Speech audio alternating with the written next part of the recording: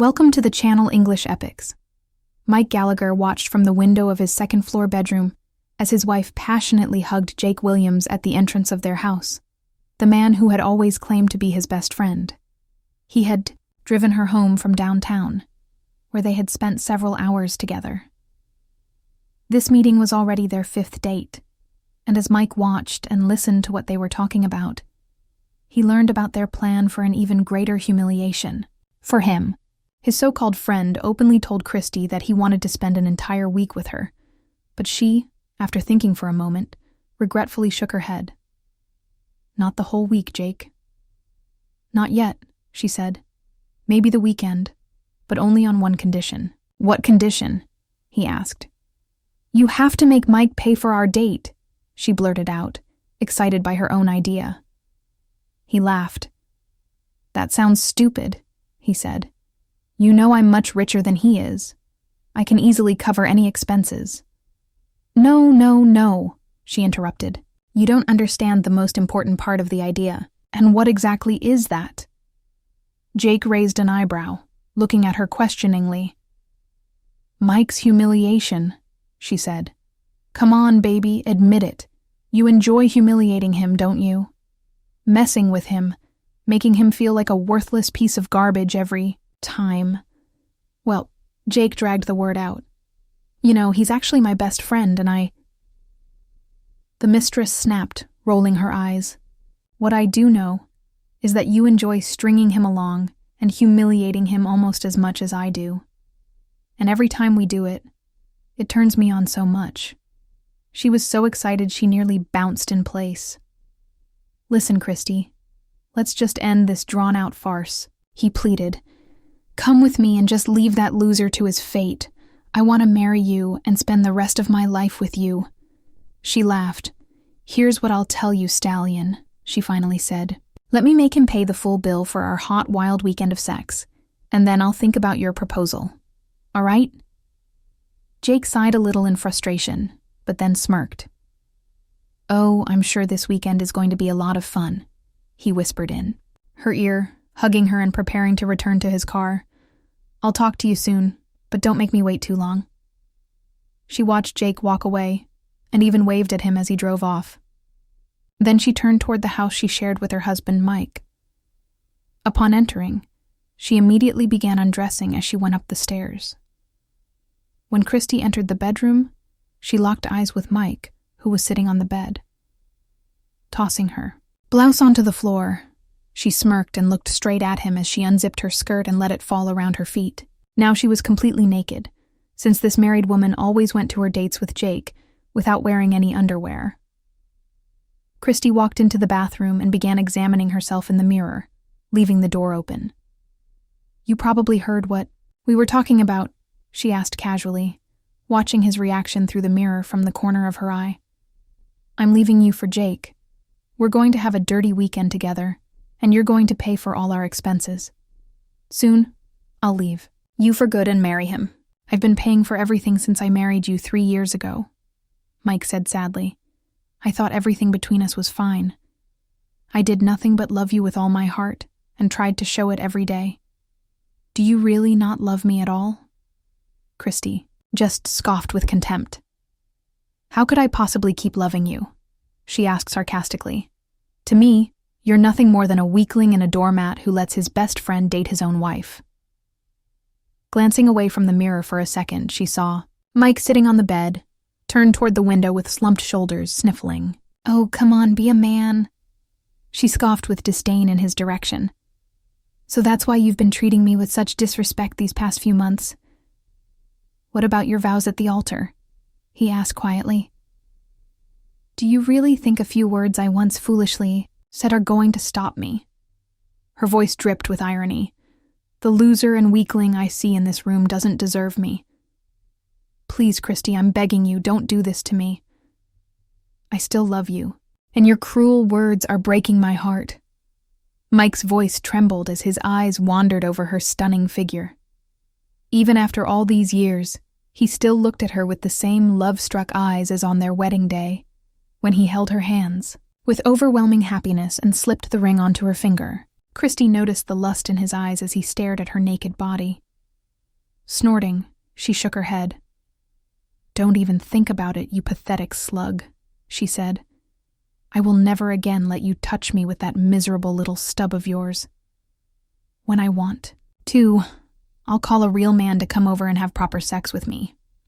And as for you, well, hubby," she sneered, "I might just let you sit in the corner chair and watch as I enjoy myself right in front of your eyes. Maybe I'll even let you dream. Oh, and maybe." Christy suddenly lit up, her eyes sparkling as a mischievous idea seemed to strike her. "Maybe I'll let you. No, I'll make you clean me up. If you behave yourself, that is." Lost in her fantasies, Christy didn't notice how the features of his usually gentle face were hardening with each passing second, how the skin over his cheekbones tightened, and how his fingers unconsciously clenched into fists. "Damn you, you filthy witch," Mike muttered darkly, rising from the bed. Christy's hand, which had been brushing through her curls, froze halfway. For the first time, her gentle and loving husband had spoken such harsh words to her. Straightening, up and turning her head, she watched as he left the room and began descending the stairs. Intrigued and somewhat uneasy, Christy tossed the brush into the sink, hurried after Mike, and saw him reaching for the front door. "Where do you think you're going?" "Off to a pub to get drunk and complain to the bartender about your miserable life. Or maybe running to your mommy to cry on her shoulder like a little boy," she sneered sarcastically, standing on the stairs with her hands on her hips. Stopping at the door for a moment, he looked at her in silence for several long seconds, sadness in his eyes. Upstairs, in what used to be their family bedroom, he had realized he had taken everything he could from her, and had come to the decision that he no longer owed this woman anything. "Goodbye, Christy," he said at last, before slamming the door. She heard the car door open, and then slammed shut. The engine roared to life, and seconds later, she saw him, driving away. Where could he be going? Christy wondered in confusion, but then just shrugged. Oh, to hell with him, she thought carelessly. Good riddance to that horned trash. She grabbed her phone and dialed a familiar number. "Hi, darling," she cooed.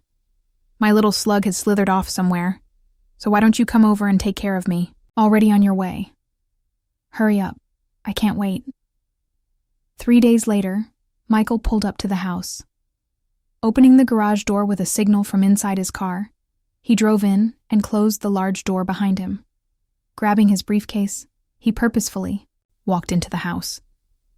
At that hour, Christy was sitting at the kitchen table, reading the newspaper and sipping coffee. Michael didn't say a word to her. He simply walked past his wife, who had looked up from her paper, and headed straight into his home office. Curious, Christy quickly got up from the table, went to the door of his office, and tried to go in. She turned the handle, but the door was locked. That's odd, she thought. Her husband had never locked that door before. She knocked on the heavy wooden panel, and a few seconds later, when the lock clicked, she turned the handle. Opening the door, she saw him sitting at his desk, intently studying a map of some area on his computer screen. Christy knew that Mike was in the process of designing a residential complex around one of the many lakes in the region, and assumed the map showed the project he was working on. "What do you want?" he asked abruptly, lifting a heavy gaze toward her. For a moment she recoiled and felt a little uneasy. He had never spoken to her so sharply before, but on the other hand she understood that she had been treating him with a fair amount of disrespect lately. I was worried," she replied, managing to clear the sudden rasp from her throat. "You left 3 days ago, and I hadn't heard anything from you. I tried calling your cell phone, but you never answered." "Are you sure you were really worried about me?" he asked, his voice dripping with sarcasm. Christy paused for a moment. Was this really her Mike? He looked like Mike, sounded like Mike, but there was something slightly different, as if something inside him had changed. Maybe she had gone too far with him. She tried to reach out and stroke his cheek, but he managed to pull away from her touch. "Don't you want to kiss your wife?" she asked. "Hurt. It's been 3 whole days since I last saw you." He stared at her for a few moments, with a look that made her feel like some disgusting insect being examined under a microscope. Then he slowly shook his head. "No," he said, turning back to his computer. "Please close the door on your way out." Now Christy was truly confused. Her husband had never refused her affection and always kissed her at every appropriate opportunity. But the man, now sitting calmly in front of her, was so cold. She backed away, carefully closed the door to his office, and immediately headed to the master bedroom to get her phone. She dialed a familiar number, and the man answered on the first ring. "Jake, he's back," Christy said. "But, I don't know, something's off. It's like he's a completely different person. He didn't even kiss me when he came into the house." "Don't worry about it, sweetheart," Jake rumbled reassuringly over the phone. "He probably just realized you're leaving him, and there's nothing he can do to stop it. I'll come by this evening, and the 2 of us will take care of everything. Just let me talk to him for a few minutes and I'll settle it." "All right," Christy said, not entirely convinced. "I hope you're right and everything will be fine. See you tonight, my sweet kisses and love." Michael overheard half of her conversation and smiled as he returned to his computer. That same evening, Jake pulled into Mike's driveway. Christy opened the door and let him in, wrapping her arms around his neck and kissing him passionately as he stepped inside. "Where is he?" Jake asked when she pulled away. Christy pointed toward the office door. "He's been in there all day," she said. "Let me have a quick word with him in private," her lover said, heading toward the office. "It won't take long." He knocked on the door and found it was locked. "Mike, it's me, Jake, your friend. Can we talk for a few minutes?" The door lock clicked, and Jake stepped inside. He smiled in a friendly way and started to move forward, extending his hand. But after taking a few steps, he stopped. The man of the house was sitting at his desk, leaning back in his chair, staring intently at Jake without making the slightest move. The smile slowly faded from the guest's lips, and his awkwardly extended hand dropped down to his side. "Close. The door behind you and sit down," Michael ordered, pointing to an empty chair. Jake shut the heavy door and took a seat, while Michael unhurriedly poured himself a drink. "Aren't you going to offer your friend a drink?" Jake asked as Michael screwed the cap back onto the bottle of scotch and set it back on the shelf. Michael stared at him for a moment, as if looking at an empty space. "Friend? Are you really my friend?" Michael asked. Jake looked uncomfortable and glanced away. Damn, Christy had been right. The man sitting across from him now was no longer the weak, compliant beta male he had gotten used to dealing with. "Of course," Jake said. "I've been your best friend for years, remember?" Michael smirked. "Best friend, huh?" he repeated slowly, as if tasting the simple phrase and rolling it around on his tongue. "Tell me, my dear." Best friend. What kind of friend steals his longtime friend's wife, huh, Mike? I'm sorry that." Jake began before Michael cut him off. "You're eager to have Christy, aren't you?" he asked. Jake nodded. "And how much do you want her? In other words, how much do you think she's worth? What are you talking about?" "I don't understand what you mean, Mike," Jake said, puzzled. "Don't play dumb, Jake," Michael said with a smirk. "You're a very seasoned businessman with a sharp commercial instinct. Otherwise you wouldn't have made all those millions. You know that every deal has a price. So I'll ask again. How valuable is Christy to you?" I don't know," Jake muttered, clearly thrown off. "Are you suggesting something?" "Bingo, buddy," Michael confirmed with a crooked grin. "I really like your new Bentley. How much did you pay for that thing?" "I dropped over 500 grand on it." "It was custom built," Jake replied with a barely concealed hint of pride. "I take it the car is fully paid off, right?" Michael asked. "Of course it's completely mine," said Jake. Well, that would make a fine start to our deal. Michael smiled, swirling his glass and watching the liquid shimmer in the light. Cheers to you. He saluted Jake with a raised glass and took a sip. Wait, what? Jake said, as if he couldn't believe what he was hearing. You want me to give you my Bentley in exchange for Christy? Michael gave a subtle smile. Along with 25% of your net worth, he added casually. Jake's eyes suddenly went wide. That's over 50 million, he exclaimed, gasping. You must be joking, or you've completely lost your mind. According to my research, it amounts to exactly 52,450,389. 25, Michael said, glancing briefly at his computer. And you're wrong. I'm being serious. Dead serious. Jake jumped up from the offered chair and began pacing nervously around the office, muttering to himself and occasionally shooting Michael resentful glances.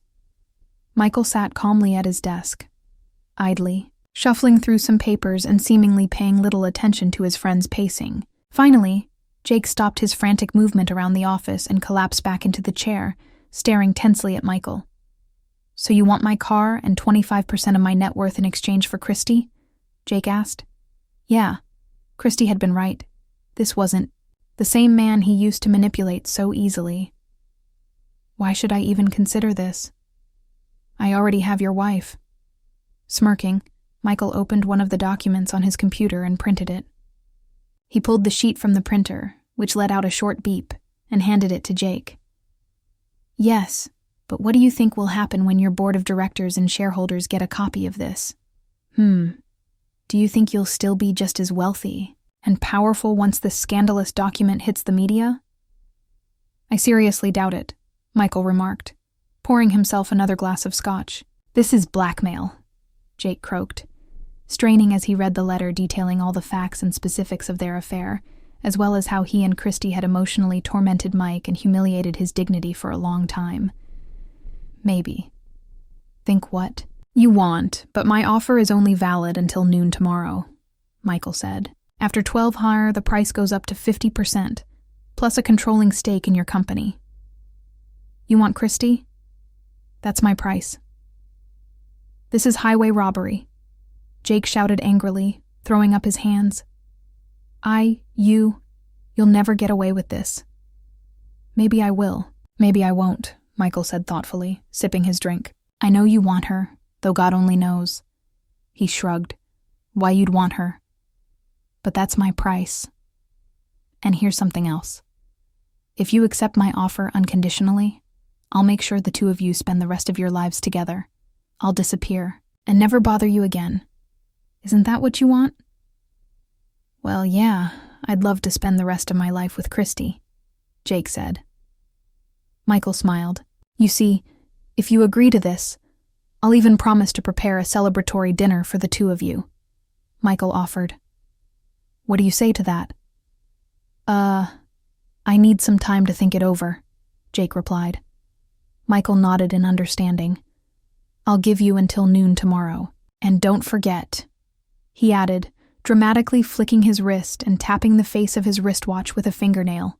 The clock is ticking. The former friend pulled a handkerchief from his breast pocket and hastily wiped the sweat from his face and neck. Now please close the door behind you on your way out, Michael added, signaling that the meeting was over. I won't keep you any longer. Jake stood up in a daze and with unsteady legs walked out of the office. Michael watched through the curtains as Jake and Christy left the house. He smiled and made a few phone calls. Christy returned home only in the early morning, in her lover's car. Michael heard them talking in the driveway. Just think about it, Jake said. In just a couple of days, we can start our new life, free from Mike. Now let me come inside and taste some of those breakfast buns, he added, grabbing Christy by her firm backside. She giggled and pushed his hand away. Not now, but soon enough, she promised. I can't wait for the moment Mike is serving us breakfast like a waiter. Christy kissed him and watched as Jake drove off. Then she entered the house and noticed the light on in her husband's office. I wonder if he's been in there this whole time, she thought. She tugged at the door, but it was locked.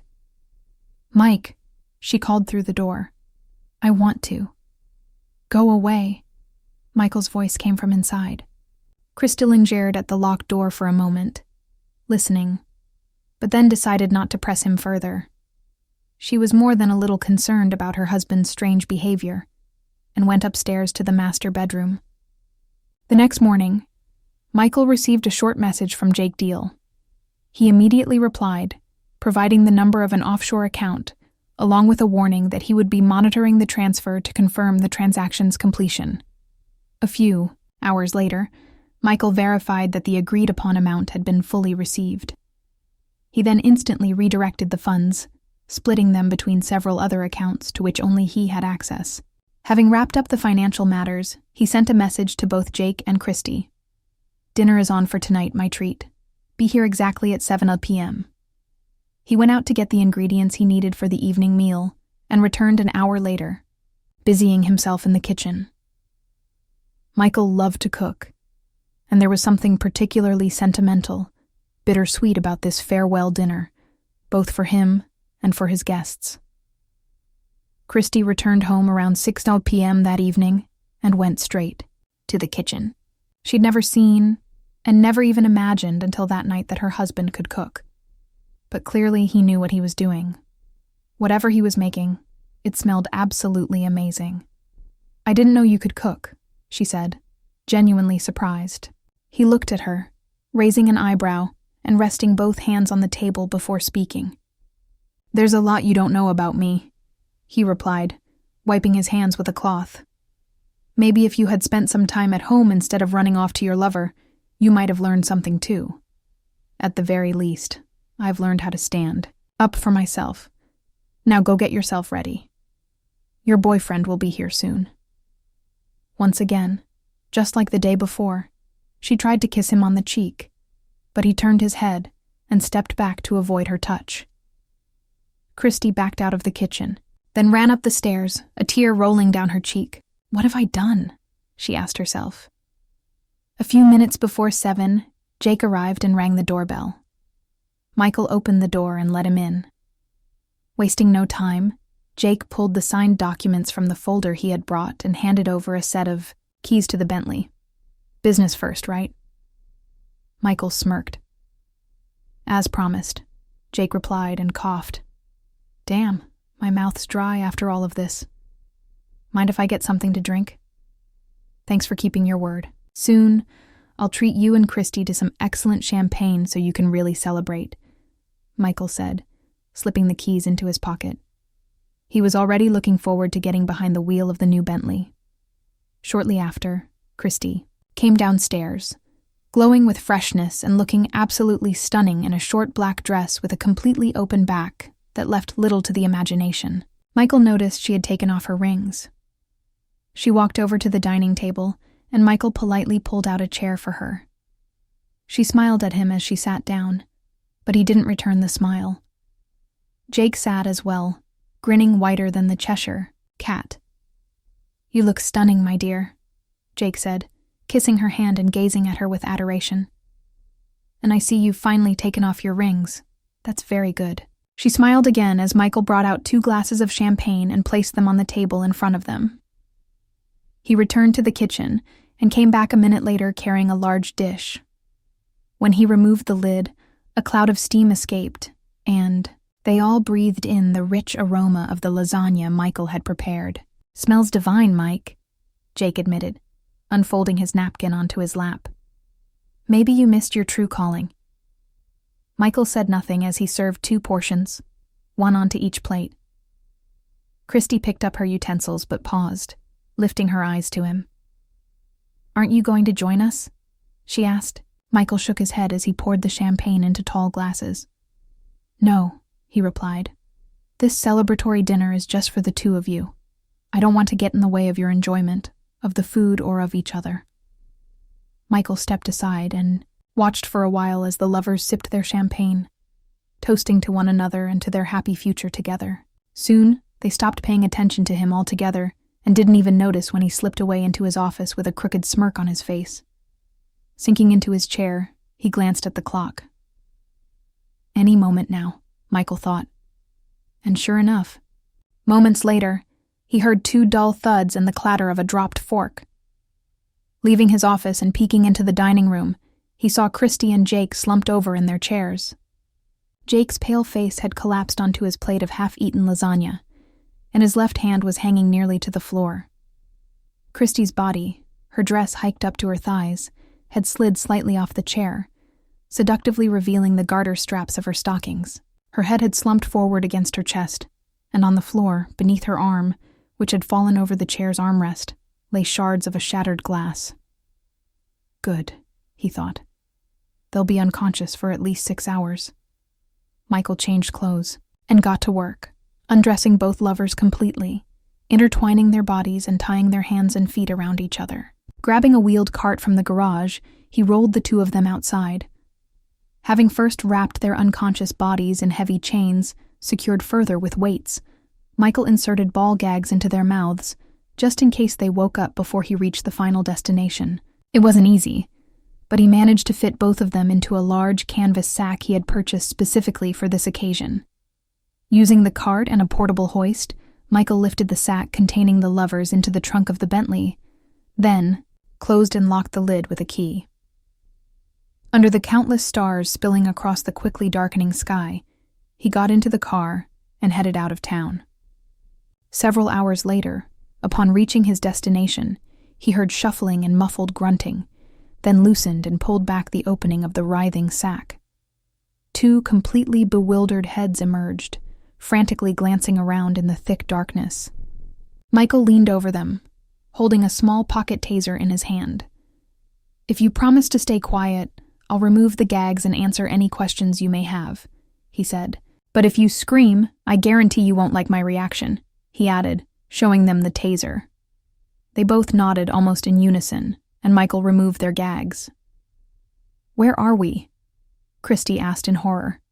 "Who are you? What is going on?" There was a clear note of panic in her breaking voice.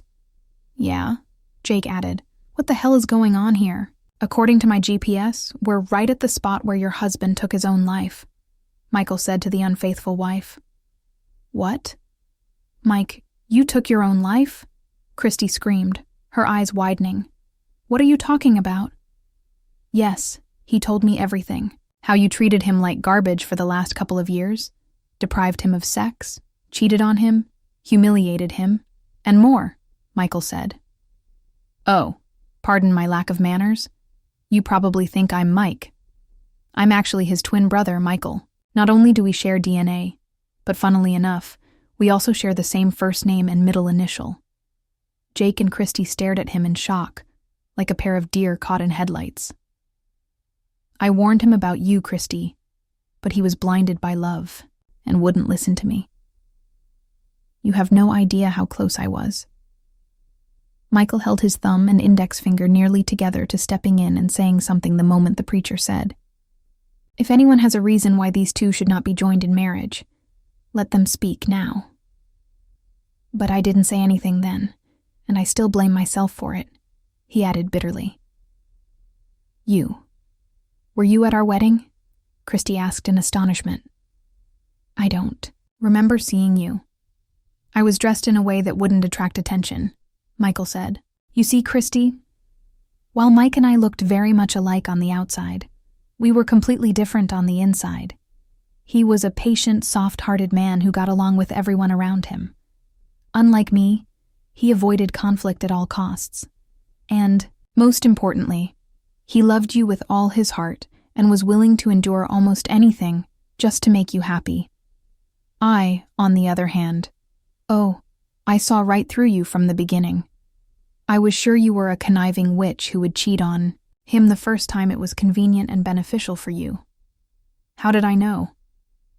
Well, you can call it intuition, a sixth sense, or insight. It doesn't matter. For Mike's sake, I just hoped I was wrong about you. But unfortunately for him, I was right," he added gloomily. Clasping his hands tightly and staring off into the distance, "Mike never said anything about having a brother," Christy muttered in shock. "Yes, because I specifically asked him not to," Michael said. You see, officially I don't exist. I'd tell you why, but then I'd have to kill you. Though, wait a second. He threw his head back and burst into laughter, as you can see. It's quite dark now, so you probably don't recognize the surroundings, Michael continued after finishing laughing at his own joke. In case you're curious, we're in the deepest part of Bottomless Lake, the very spot where Mike ended all this crap a few days ago.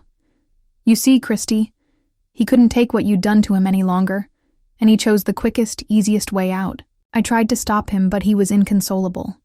Tears were streaming down Christy's face. Mike, he took his own life, she asked in a trembling voice. Oh my God, I never wanted him to die. Ugh, you lying witch, Michael sneered with contempt. You threw it in his face that you never loved him. You might as well have held a gun to his head and pulled the trigger. Michael turned to Jake. And as for you, all those years you pretended to be his best friend. And you still haven't answered my question. What kind of friend steals his friend's wife? What's the matter? Silent now. Hanging your head? Maybe you're finally feeling some shame, Michael asked with thinly veiled sarcasm. The truth is, you piece of trash. You were never his friend. You used him to get what you wanted. You enjoyed playing with his feelings, cheating on him, and humiliating him at every opportunity. But you promised me that Christy and I would spend the rest of our lives together, remember? Jake asked hoarsely. He lifted his head and practically growled, glaring at his captor with hatred. You lied to me. You deceived me. Michael just laughed. You're right. I told you that the two of you would spend the rest of your lives together, and I wasn't lying, Michael said. I just didn't mention that the length of your lives was about to be cut drastically short. So yes, your remaining time together will be intense, but very brief. You'll even die together on the same day, just like in those romantic stories, Michael smirked. And damn it, you'll deserve it, because the two of you conspired against my brother. Please don't do this to me, to us. Christy sobbed, tears streaming down her cheeks. Michael stared at her coldly and grimly. Mike told me that he begged you with the very same words before you humiliated him and cheated on him with your lover. He was absolutely crushed when he told me about it, Michael said. But back then, you just laughed in his face and told him to accept the role of a cuckold you had assigned him. Well, now it's your turn to accept the inevitable, you vile creature. You're a crazy lunatic, she shrieked, thrashing inside the sack. Let us go right now. You won't get away with this. Michael shrugged. Maybe not. Or maybe I will, he said.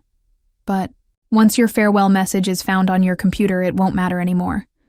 Though, he smirked, I have to admit, it's a very, very touching and heartbreaking letter. But let's change the subject. You probably know that no one has ever found the bottom of this lake. There's a reason they call it bottomless. And with the weight wrapped tightly around both of you on that chain, I'm quite confident your descent will be quick. Michael reached out and tugged on the clinking links of the chain. Both accomplices, paralyzed with fear, stared at him with wide, terrified eyes, trembling uncontrollably. By my estimates, you two won't last more than 60 seconds before you pass out. You might even survive a few more minutes after that. Well, time to say goodbye. Michael sighed with a crooked smile. Too bad there's no priest this time. No rings, no ceremonial music, no official vows. Still, I hope you enjoy your honeymoon. Bon voyage. Michael fully untied the sack, and straining with effort, tipped it over until the two lovers, thrashing, fighting each other, and screaming in terror, splashed into the water. Bon voyage, he said quietly, watching as the silver cocoon of chains slowly dimmed and vanished into the inky depths, a trail of bubbles rising to the surface. Soon the bubbles stopped, and over the dark surface of the lake, cut only by a glimmering path of moonlight, silence reigned once again. Michael started the quietly sputtering boat engine and headed back toward the marina dock, navigating by the pier lights breaking through the early morning fog. There, He moored the boat, shut off the engine, and jumped into the Bentley, discreetly parked in the thick shadow of the docks. Turning the key in the ignition to the soft purr of the awakened engine, he made a mental note: burn the sack to destroy all traces of its former contents. Then he pulled out his phone from his inner pocket and sent a short text message. "It's done." The reply came almost instantly. "Thank you, brother. Enjoy the ride." Thank you for listening until the end. See you in the next episode of English Epics. Take care of yourself and your loved ones. Goodbye.